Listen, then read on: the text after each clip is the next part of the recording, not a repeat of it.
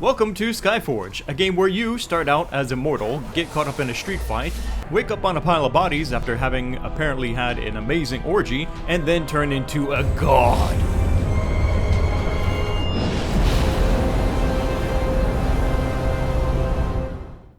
Skyforge is a game about you starting out as a mortal being in a world where any mortal can become an immortal. During a story mission, you will get caught up in some badness and then awaken in a sort of Super Saiyan-like fashion into an immortal, which means that you can't die, which is apparently the game's excuse for allowing you to die like a bitch and then come back to life.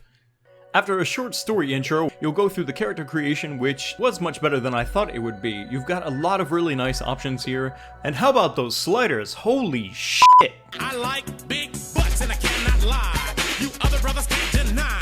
Hairstyles, facial tattoos, and best of all, you don't have to pay for any of these extras. Black Desert.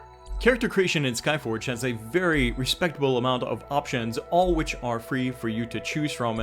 And one of the most interesting things is that you can actually start off in one of any of these costumes. This is not a preview of armors you may unlock in the future through content or that are only available on a cash shop. This is what you can wear right now.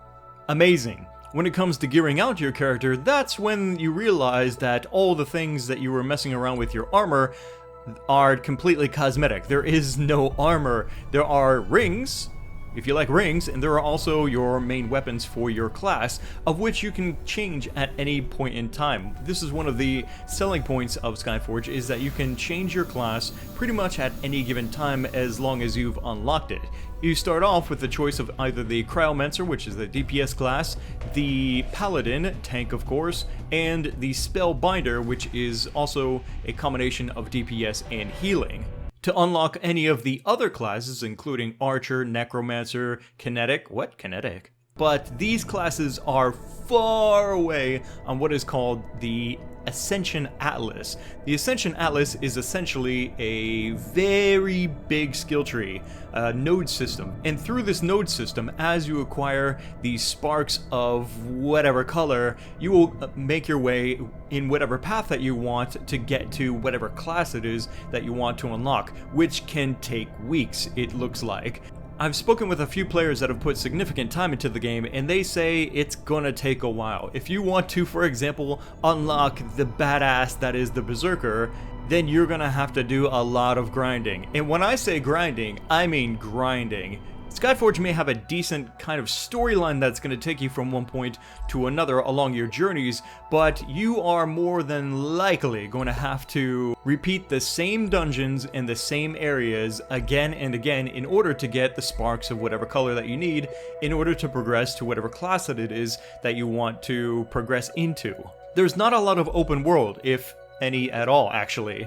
Everything is instanced and it all connects to a central hub called the Observatory.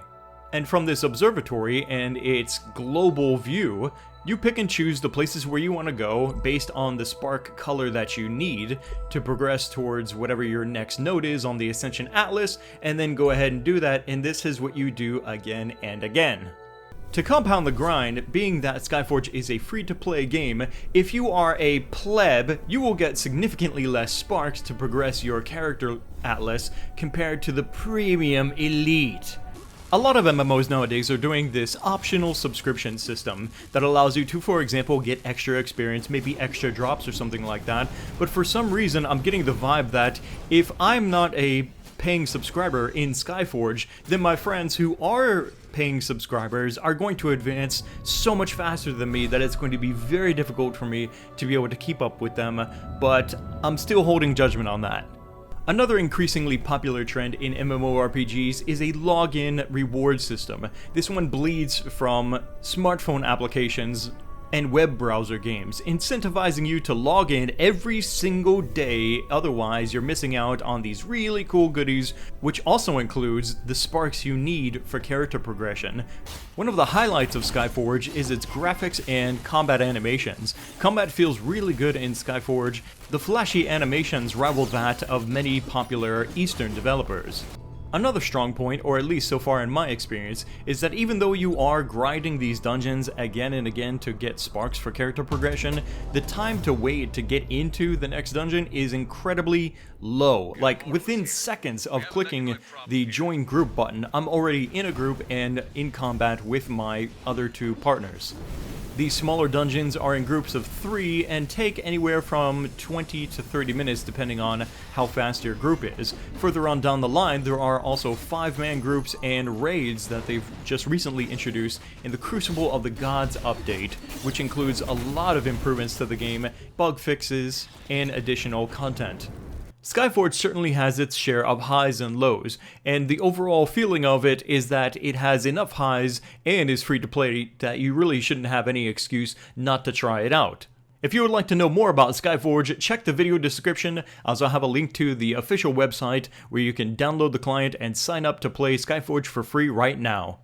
That's going to do it for me here in Skyforge. I want to know what you guys think down in the comment section below. Click the like button to support these First Look Friday videos here on the channel, and make sure you're subscribed so you don't miss the next video.